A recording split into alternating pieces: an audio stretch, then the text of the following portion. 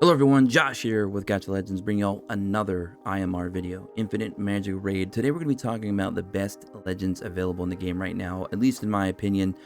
Now, my last video we went over the epics. Now that video turned out being a very long video, and this one will be longer if I do the same format that I did last time where I broke down every individual unit. So what I think I'm going to do this time is I'm going to kind of just glance over all the ones on my list, and then we'll go back and talk about a few of the ones that really stand out to me that I consider more like my favorites of the bunch. They're all good. So every unit on this list is very strong, very powerful, has its usages across multiple content in this game, and they're all exceptional.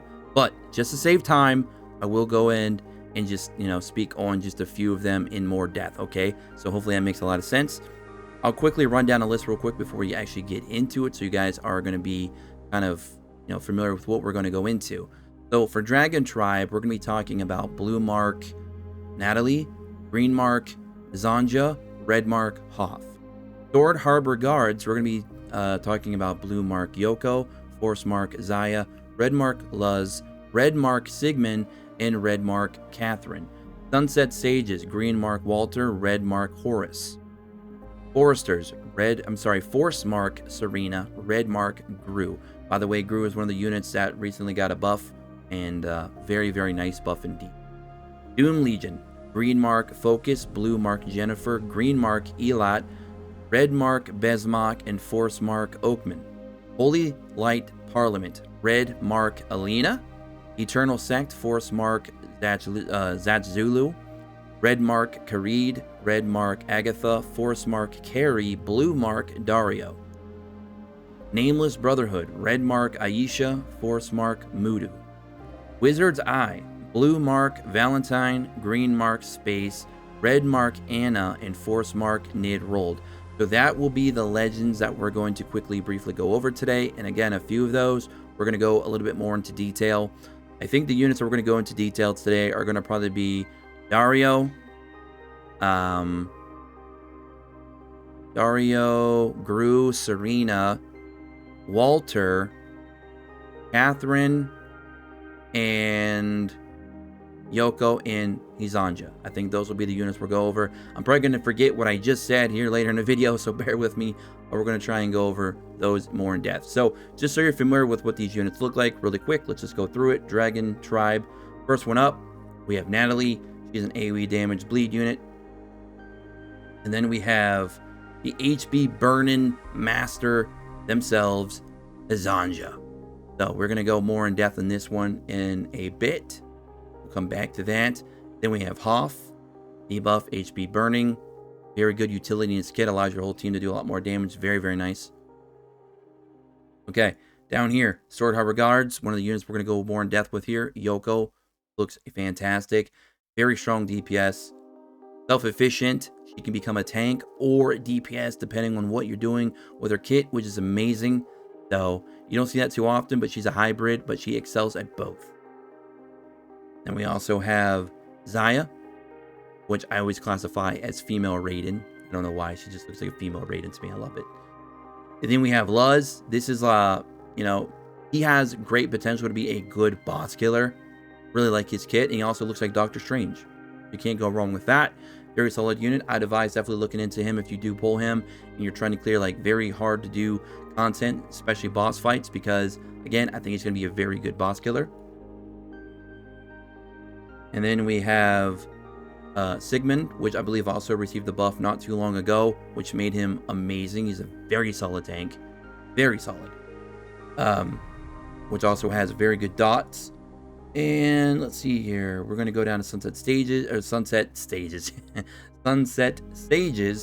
And this is where we're going to have another unit that we're going to actually spend a little bit of time talking about. And that's our boy Walter. AoE damage, poison. He's actually so strong, they actually removed him from certain content in the game because he was just too powerful for people to have to keep fighting. He's that good. We also have Horace.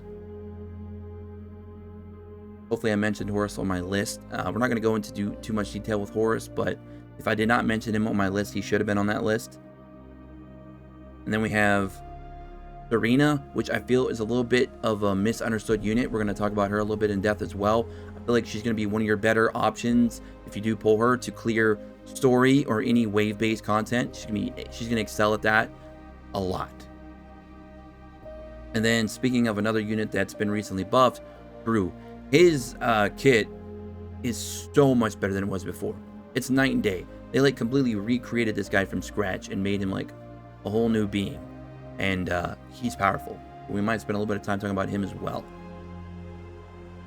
And then down here in Doom Legion, we have Focus, Protection buff. Definitely looking at him. Very solid unit. We have Jennifer, another unit to definitely look into. AoE damage, severe wound. And then we have Elat, which is going to be another counter-attack type unit. And as you know, counter-attack units are very strong in this game. Counter-attack is just so well done versus pretty much all content. Counter-attack is just a solid buff. And then we have Besmok, who looks just so sick. I love his design. AoE damage, debuff. Definitely looking at him as well. And then we have Oakman, AoE damage, burn, HP burning. Now this guy, he goes back and forth with what he's going to apply to you. He can apply burns, he can apply HP burning, he can apply both. So the dude just wants to see the world burn around him, which is very convenient considering he has lava in the background. So there's that. Definitely looking at him as well. Going to be another strong unit for y'all. Then down here at Holy Light Parliament, we have one unit in here. We have Alina. Counterattack, yet again, Bleed. You know how I feel about counterattack units. I'm very, very high on counterattack units in this game, especially if they have long counterattacks, like 2, 3, 4 turn. Like, that's what I'm looking for. And on top of having a counterattack, having a DOT, a bleed, a burn, HP burning, a poison, whatever. I love to see it. And cool looking character design as well. Okay, down here to the Forgotten. Well, kind of similar to the Epics. Forgotten is best, well, forgotten. So let's go ahead and go through that one. Eternal Sect. We have a couple in here as well. We have Turf, which is a counterattack unit yet again with DOTs. And I mean, what more do I need to say about that already? You already know what I'm going to say. Counterattack with a DOT. I mean, it's a common theme here in this game. Very good. We have Zach Zulu, one of the coolest names I've ever seen in a video game. I don't know why. This unit has the ability to actually do a slash, which just instant kills if you have the right requirements. So very, very cool. If you can meet the conditions that he requires, boom, instant kill. Love it. AoE damage, debuff, solid unit. Also looks cool. Speaking of looking cool, Farid. AoE damage, control. Another unit you might all want to look into. Very, very, very effective. Let's keep going here. I believe this is Agatha. Agatha, just, you know, I look at her and it's vampire. All I think of vampire. Which it probably is. I don't know. AoE damage, removal, shield. Very good speed, 1010, which is very solid. Going to be very effective because of that in PvP. Also looks cool. A lot of these character designs look really cool. Then we have Carrie. This is one that I didn't expect I was going to like at first. I don't know why. Maybe just because of the character design. But her summoned beast here, this creature, is amazing. She has a lot of turn meter manipulation, and I mean a lot. And she's a control type unit. And before we, skim over her, I just want to show you guys one thing. Her ultimate is insane. Reduces the enemy's turn meter by 100% and deals 440% attack damage to them. This skill deals 50% more damage if the target's turn meter is still above 0 after their turn meter is reduced. With exclusive 1 and 2, additionally select one enemy with the highest turn meter except for the target, while the effect halves. Changes to steel turn meter. Bro. And then her passive, real quickly before we get out of here. Carrie leaves Demon Shadow, that's her summoned beast here, her monster, and then revives with 50% of max HP 3 turns after she is killed. So she has her own built-in resurrection mechanic. Increases all allies' crit rate by 16%, reduces all enemies' crit rate by 16 when Demon Shadow is on the battlefield. When multiple skills increase this attribute, only strongest will take effect, etc., etc. So, anyways, you get the idea. Pretty insane. She's a turn meter manipulation unit that has resurrection built into her passive. Insane. I just want to give a little moment there to carry. And then we have Dario, which will be a unit we're going to be focusing on a little bit later on in the video as well. Single target damage. This guy does a lot of damage because he can do bonus attacks that ignore 100% defense, which is insane. He is a true magician. I guess you could say, he's a dark magician. Sorry, Yugi. Moving on. Nameless Brotherhood. We have, I believe we only had 2 units from this lot. The first one up here is Aisha. Aisha, AoE damage. Very solid unit there. Take a quick peek at her ult real quick as well. Deals 260 to 390 attack damage to all enemies. The higher the enemy's HP percentage, the higher the damage dealt. Exclusive level 2. Doll's Radiation and Beam of Flame deal 30% more damage for every one enemy missing from their formation. So, going to be very effective for those boss fights that have like the 2 minions on the side that keep dying. Even if they keep resurrecting them, you use this when they're dead on that turn. You're going to be doing significant amount of damage. And her min-max increase is just, it gets pretty crazy for an AoE attack. Pretty crazy one. She also does it in reverse order as well. So she has a mechanic where she does more damage the more HP the enemy has, and in reverse for her other skills. So it's very, very cool. And then we have our boy Mudu, the werewolf himself. Single target damage. He can turn into a werewolf, which of course enhances all of his skills. Very solid unit there. Also has nice speed, 1000 there. So if you're looking for a unit that has built-in lifesteal constantly, especially when they transform, and after he transforms, if you skill him up and get his exclusive weapons, he'll stay in werewolf the entire battle. So you're going to be getting constant bonus damage and constant lifesteal. Very, very cool. That is Mudu. Definitely look out for him. And then down here in Wizard's Eye, we have, I believe we had a couple in here. We had Valentine, here AoE damage, debuff, shield.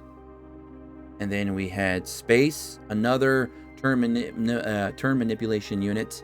And she also has heals in her kit as well. Her turn manipulation is very good. She's going to be solid for areas like PvP, for example. You also get her for free as long as they keep the same events and sign-in bonuses that they're doing right now on the test servers. As long as they keep those the same, then everybody should get a copy of Space on day 7, I believe, for free, if they keep it the same. So again, it's a big if. But very solid unit there as well. And then lastly, we have our boy that I wish they could have called him Rick, because then he had been Rick rolled. That would have been. But anyways, regardless, his name is Nid Rolled. Very solid unit as well. AoE damage, bleed. Has a very unique kit as well. So look out for him. So that is the legends that I consider the top of the list here. You know, at the peak of the mountain, if you will. But there's a few again that I wanted to quickly go into, you know, a little bit more in depth because I felt like they deserve it. Let's start off here with Hezonja, the HP burning master. And yeah, maybe I'm a little bit biased because there's a dragon, their arm, sucker for dragons. One of our mascots here for Gacha Legends is a blue dragon named Gio. Don't forget to feed him, but he not like Button. Gotta get him nice and fat so we can survive the winter. And go ahead and get into their skills. Incredible unit.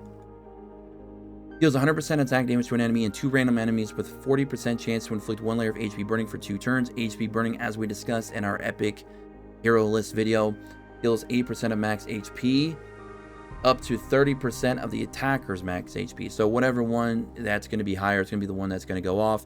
You're usually going to get the 30% one to cap off when you're fighting enemies with like tons of HP, like boss fights, for example. Now that chance goes up to 80%, which is nice.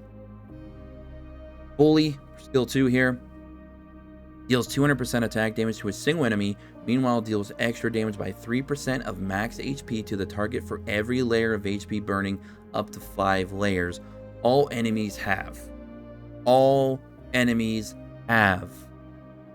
Bro. The damage of each layer caps at 8% of Hezonja's max HP, and then you can get up the addition of 5 layers if you skill this move up. Exclusive level 3 increases each layer's extra damage to 5% of the target's max HP. Meanwhile, increases each layer's max damage to 16% of your max HP. Tons of HP burning damage. I didn't call this unit the HP burning master for nothing. Dragon's Majesty deals 16% more HP burning damage. Of course, that's going to go up an extra 8%. I mean, what are we doing here? We're watching the world burn. Dragon Flame deals 200% attack damage to all enemies with a 100% chance to inflict 1 layer of HP burning if you skill them up for 2 turns. Additionally, triggers HP burning once with a level 1 exclusive. I mean, what else can we say? Just HP burning galore, on top of increased bonus damage, on top of the HP burning. Insane. Absolutely insane. So that's one of the ones I wanted to spend a moment talking about. Another one down here is Yoko. Yoko, as we talked about earlier, is a unit that can be tanky or be a pure DPS, and she excels at both, and she also looks really, really cool with that sword. Very awesome looking design. So skill 1 deals 280% attack damage to a single enemy and gains 1 layer of focus. Now she can stack focus up to 10 times, which will give her additional damage, which is going to be insane. Yoko switches her weapon from Clearness to Broken Wave. Afterwards, she gains 1 more action turn. That's a 3-turn cooldown. When Yoko's weapon is Clearness, she takes 20% less damage and gains 12% leech, which will go up an additional 8%. Meanwhile, each layer of focus increases 2% extra leech. So she's going to get a lot of leech there. Exclusive level 2 flexible stance increases the leech or crit damage granted by each layer of focus by 3%. Meanwhile, increasing the damage instead or reduced by flexible stance to 30% when focus stacks up to 10 layers. So again, she's going to become more tanky or more of a DPS, depending on if you're in Clearness or not with her weapon. Deals 520% attack damage to a single enemy and grants self a shield by 20% of max HP for 2 turns. This skill has 30% more leech. Additionally, reduces the target's turn meter by 50% if ultimate cleave kills the target. Releases the skill to a random enemy. Again, the damage dealt equals 70% of the damage done last time. Now, if we go ahead and swap the skill, we now see here we're now in Breathlessness. And Flexible Stance is going to give us, deals 20% more damage. It increases her crit damage by 12%. Meanwhile, each layer of focus increases 2% extra crit damage. So we're basically just swapping crit damage and leech and taking less damage. So very, very cool there. And then the ultimate now does 40% more crit rate and 60% more crit damage. And of course, those also go up. So insane unit for DPS. I love it.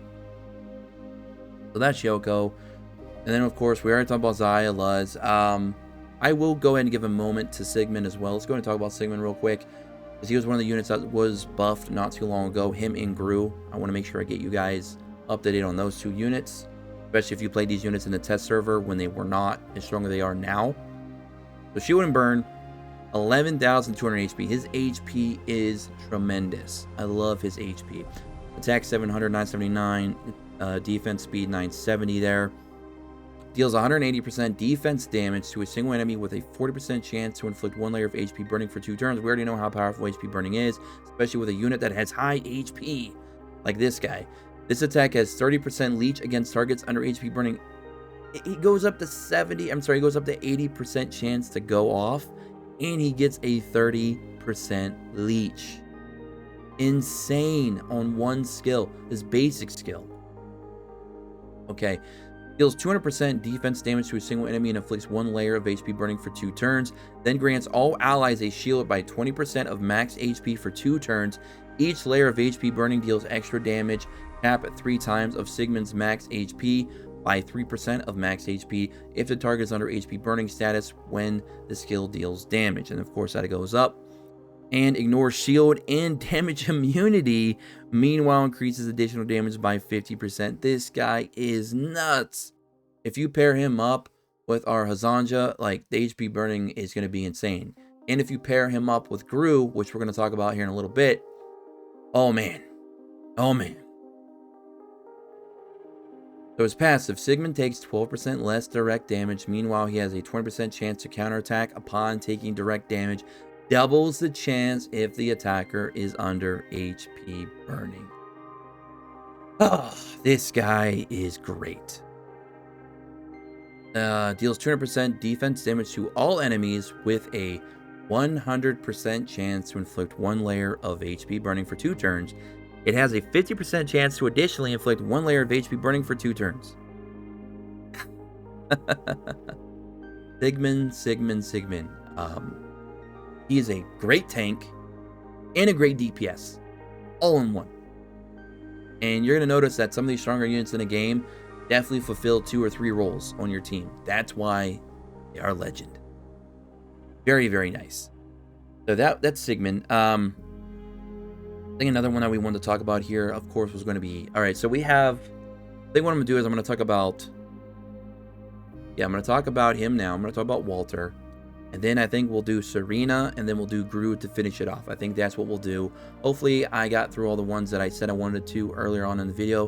If I didn't, I do apologize. I just don't want this video to be an hour long. AoE damage, poison. This guy was a pain in the rear end to deal with in PvE. But he's a lot of fun to play with when he's under your control. You know what I mean? 8400 HP, 909 attack, 840 defense, speed 985. Deals 160% attack damage to a single enemy with a 70% chance to inflict 1 layer of poison for 2 turns. It goes up to 100% chance for a poison on a basic attack. Deals 160% attack damage to all enemies with a 100% chance to inflict 1 layer of poison for 2 turns. You're getting the theme with this guy. Hey, I'm just going to always inflict poisons, because why not? There is a same chance to inflict 1 more layer of poison for 2 turns when successfully inflicting poison. So if the first poison goes off, you're going to get a second one to go off. And if you look how poison stacks, it's 100% attack damage, stackable up to 10 times, just as a refresh. When a target takes damage due to poison, Walter restores HP by 50% of his attack. You read that correctly. When Walter is taking direct damage, he has a 30% chance to inflict a layer of poison on the attacker for 2 turns. And that HP goes up by an additional 30%. It'll be 80% of his attack. Yes, Walter is a maniac. Poison and self-sustain. Deals 200% attack damage to all enemies, triggers poison 1 time. Up to 6 layers of poison can be triggered each time with a 40%, which goes up to 100% chance not to reduce the duration of poison if the target is under poison status. This guy is the poison master. Love it. Love it. Whew. Okay. So that leaves us with, I believe the only other ones I really wanted to deep dive into was Serena and Gru. So we need to go back up here to Foresters. Serena's right here. Serena also has an evolution kit where, you know, she can swap out her skills for different skills, which is very cool. She has decent speed as well, 1000, and her attack's not too shabby at 979. Now, she looks like a healer at first glance, right? Like a support unit, but no, she's definitely a DPS, and she's a powerhouse. So, skill 1. Deals 220% attack damage to a single enemy. Now, keep in mind, this skill 1 becomes amazingly powerful, because this skill 1 will actually become an AoE, and it will become an AoE permanently when you, of course, unlock it. When you, of course, get her exclusive skills up and everything else like that. When you fully build her out, that will become a permanent AoE. And as you can see, the multiplier is pretty high. It's 300%. Grant stealth to self and an ally. Say that 10 times fast. Grant stealth to self and an ally for 1 turn, and grants a shield of 20% of Serena's max HP to them for 2 turns on a 3-turn cooldown. When an ally launches a direct attack, Serena gains a layer of feather. If the feather reaches 6 layers, Sacred Feather evolves. If it reaches 12, Flying Feather evolves. If it reaches 18, Light Feather evolves. And I do believe that goes down to 4, 8, and 12 respectively when you, of course, skill that up twice at level 2 and level 3. So you only need 4 layers for Sacred. 8 for flying, and 12 for light feather. Now, light feather, keep in mind, light feather is not the ult. Light feather is the skill 1, because as we said, the skill 1 becomes powerful, and we'll get to that in a moment. Deals 2 stages of damage to all enemies. The fewer the number of enemies, the higher the damage dealt. Each stage deals 150% attack damage at least and 300% attack damage at most. Now, a lot of people looked at this and frowned upon it first, but if you actually look at what it's saying and look at it when it evolves, it's nothing to sneeze at. It is amazing. Exclusive level 3. Each layer of feather increases the damage of flying feather by 2%. Now, I'm not entirely sure what the max feathers you can have is. I don't know if it's like 18 or 20. So it's going to be somewhere around like 36 to 40% additional damage increase if we go based on that logic. But it could be higher or maybe slightly lower. But regardless, that's kind of the range I'm sitting in right now, 36 to 40% additional damage. And that's going to be for both stages. And when you evolve this skill, it goes up to 3 stages. So then it would be 3 stages of that additional damage. Now, the min-max, if you look at it, you're thinking, okay, so this is a fox. This is a false AoE. This is more so for like single target. You're not going to want to use this as an AoE because you're going to be doing less damage. But here's the thing. AoE at minimum is going to be 180 times 2 or 180 times 3, depending if you evolve the skill. And then you got to add in the bonus 36-40% damage for each of those stages on top of that. This becomes basically around a 600% or higher AoE at minimum. And then at maximum, it goes up to some crazy numbers as well. It can go up to like 1200% or something like that. So this is a strong single target or a strong AoE. No matter which way you want to slice it, this is an amazing AoE. Period. Tons of damage. Now, let's go look at her evolve skill. As I said, it becomes an AoE on a skill 1, a basic attack, and with her exclusive, you can make this permanent. Now, we'll show you that as well because it says right here, will remain for the rest of battle. Light feather will remain for the rest of battle at level 2. She is going to be a wave clearing monster. You can see here, heal to 40% of her max HP, and then you can see here, when an ally launches a direct attack, oh, sorry, wrong one. Ultimate here, she now does 3 stages instead of 2, as I said. Insane unit. Now, last but not least, we have Gru. Gru is a protection heal. He's got almost 12k HP as well. Defense 840, 970 speed, attack 770. Solid stats for a tank slash healer. Heals damage by 12%, which goes up to 16% of max HP to a single enemy on a skill 1. That's very strong. Now, it cannot crit, obviously, but he also restores himself by 8% of max HP. So he's a self-sustain, and he has an attack that scales to his max HP on skill 1. Skill 2 restores all allies' HP by 12% of Gru's max HP. Additionally, grants 1 layer of heal to all allies for 2 turns. As we've said before, heal is a 5% heal to your allies. Very awesome. Passive, Gru grants ally protection to all allies for 1 turn at the beginning of each wave and at the beginning of Gru's turn. Gru shares 20% of the damage taken by allies and takes 3% less damage for every 1 ally he protects. So if your whole team's alive, that's going to be 5% times 4. That's going to be an additional 20% damage less that he takes of the 20% damage that he's already taken from your team. So he's really good. And then his ultimate is insane. If you get his level 3 skill, for his exclusive rather, he's going to give himself a 50% max HP increase and your whole team an additional 25% for 2 turns. And then he's going to deal 58% of his max HP in a single enemy. That is a lot of damage. His HP is going to easily, surpass 300, 400k potentially. His HP is going to be high. He's going to do a ton of damage. So that's it for my top legends, everyone. Don't forget to subscribe, take notifications, join us in the Discord in the description below. Don't forget to go ahead and like the video for our boy Gio. Gotta fatten him up for the winter, right? So, hope you guys all enjoyed. Hopefully this was helpful and informative. If you guys want to see more videos like this, you know what to do. I'll catch you on the next one. Until then, peace.